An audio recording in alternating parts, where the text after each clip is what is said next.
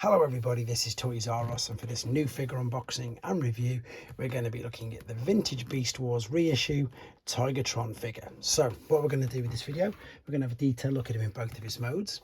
We can then of course see how he looks and compares to his newer updated versions, including the mutant one, because I believe this has got a mutant head as well, hopefully so, and indeed see how he looks and I suppose scales compared to some other Beast Wars figures that have been released, and see the differences in how much they've improved over the years in both modes. Now I have to say I'm very intrigued with this. I had none of the original Beast Wars figures, so I'm going to be learning as much about this with you guys as I'm showing it you. So first thing I've got to say is the packaging is ridiculous, as in it is so oversized for what you need. And I suppose to give you an idea of just how big this packaging is, there is a Voyager class box that doesn't, it's probably about 3/4 of it, or a core class figure that you could, you know, realistically fit two in. It's just a ridiculous size packaging for what you need. The figure itself, of course, we're expecting it to be nice and basic. I've got no issues with that whatsoever. What I have learned is, though, this is more like the Takara original version because he's far more white, and the standard Hasbro version had a different color scheme. So we can see on the back there, I also believe that one of the parts is a water squirter. We've got the transformation process on the back. That looks relatively simple. What we've got here then is a picture of him, and there we go, there's his mutant head on it. Secret weapon located, tail becomes cannon, and the stomach becomes a squirter. And then there's a bit of a bio there where I'm going to say if you want to pause and read that, you can read that yourself because it's in about 5 different languages. So what I need to do now then is just set him free from the packaging and we can have a detailed look at him. Okay, so I've set him free, and in honesty probably done one of my best bubble removals ever from that packaging. So here he is, and again unfortunately this is something we'll probably never see again with the plastic bubble, obviously. Right, so first impressions of this guy. Let's lower this down a second now so we can see him. I suppose exactly what I expected. Big, chunky. The only vintage Beast Wars figures I've got any experiences is with Rat Trap. That was one of the ones that I purchased, but I didn't keep him, in all honesty. I sold him on. This guy again just completely intrigued me. It's not too bad from what I can make of it. Oh, there is a mutant head underneath. There's actually some quite good detail there on his eyes and around the head. It is very chunky. It does feel really light. It does feel really basic, but again, this is, I think, a 1996 mold of a figure. It's not too bad. You know, you've got the articulation. Yeah, we've got articulation at the knees, at the top of what would be the hips. There's borderline that looks like it, yeah, that's definitely not supposed to be moved. It's just for transformation purposes.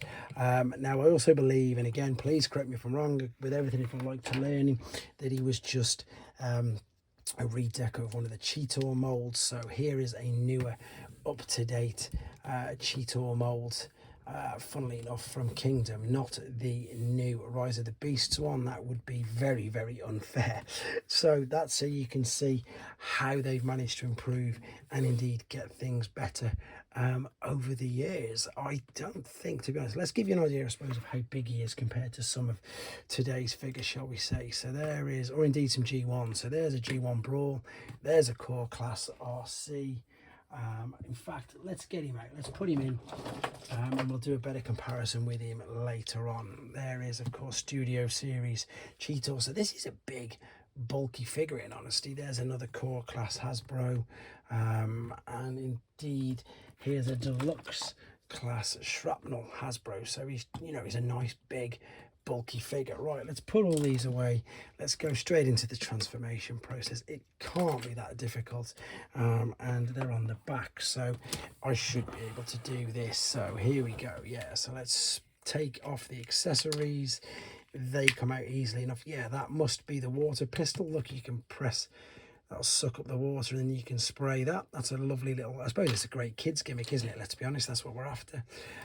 Right then, so let's rotate this around, feet in the air, rotate them, rotate them. I like the way there's actual tabs so I can get my fingers in to get that. So there's the spurs. Let's fold this bit out. It looks like now that's what they do. They come down There's the arms. Here they come, and out that comes. Correct the orientation. There we go. Correct the orientation.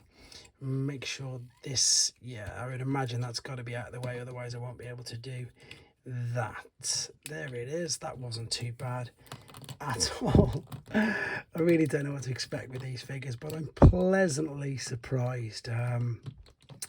It's really, really weird, and the reason why I'm laughing is anybody who's been or following me on this channel for ages, they know that G1 of course is my main passion, but this again is a huge downscale to, you know, them original figures that came from the Diaclo molds. It looks all right, it's not too bad. There's ball and sockets at the shoulders, there's a bicep flexion, the legs are going to move up and down, bend at the knee. So actually it's not too bad, to be fair. It's really quite articulate, but it does just look super basic, which again, as I say, it is 1996. I don't want to give it too much of a rundown, and it does look, I'm sure that, yeah, there we go, flips it over. There's a mutant head there as well, which of course is really well homaged with this golden disc version of him. Here of course is the newer updated version of him, and yeah, he's looking really good. In fact, I think I need to just lower it down just a teensy second again. I can bring in this one's Netflix Cheetor, so if you're wondering why the deco's slightly different, he's as bigger than Netflix Cheetor, in all honesty. He really is. Let's turn this head the right way around, bring these guys out of the way, and again, just for what it's worth, only because I've got him at hand, there's some differences there for you. There you go. There's 25 years plus, is it? No, yeah, worth of differences in engineering and articulation. Right, enough of these anyway. Let's have a quick look at him. Let's put his weapons in his hand to see how he looks and displays. This is obviously, yeah, that's going to fold over. Is it going to fit in his hands? It should do, surely. Or is it going to go, oh, it's going to go on the back part. Of course, there's the little tab at the back, the little tab at the front there. I love the fact that that's a water pistol. That's a brilliant gimmick. There we go. There you go. There's not much more to discuss or say about him. I believe he was a Walmart exclusive in the US. I found this guy in B&M in the UK. If anybody is interested, that's where I found him, and that's why I've done a review on him. I suppose just very quickly, there's a New Age Legends, there's a Magic Square one, there's a Generation 1, and there is a standard new Hasbro core class. So he's quite big, well, maybe about deluxe size-ish in that particular mode. There we go, guys. Let's hopefully educated yourselves and me. If I've missed anything out or got it wrong, please let me know in the comments. As I say, this was as new to me as it was the packaging I've just took him out of. So thank you very much for watching. Hope it helped with your decision if you wanted to get one. Let me know if you've already got one, or indeed if you really like this figure yourselves. Take care.